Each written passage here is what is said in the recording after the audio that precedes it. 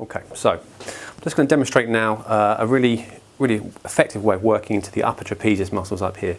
So these muscles up here are often a very common area to get lots of tension in, you know, on the computers, shoulders up like this all day long. Those muscles get developed, knots, can often develop little knots and trigger points which refer pain up to the head, can be a cause of headaches, tension headaches, and can even overlap with migraines.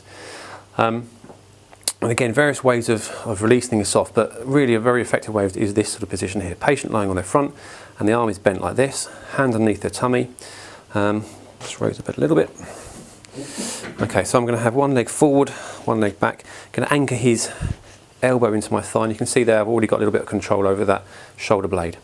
Okay, so I'm just going to hold that there, just get that nice and get some movement through there. Right, other hand comes on top. Okay, and I'm feeling with this hand here, my right hand, feeling for those knots just at the top of that shoulder blade. And once I've got something which I think is relevant, the patient hopefully recognises as well. Can we feel that, Dave? Yeah. Yeah. Okay, so we've got really good anchor points and control of that. And now I can just use my body weight, use some movement through the shoulder blade, really focusing and gripping with my fingertip onto that little knot, and I'm just stretching it down and working across the fibres as we go. Okay, so we can get into a bit of a rhythm with this.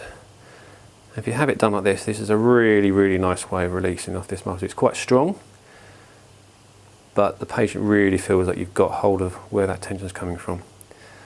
And in my mind, a few goes of this, done in the right way, doing it effectively, is probably worth, you know, umpteen massages that just glide and glimmer and don't quite get focused on that spot and really get that to release off.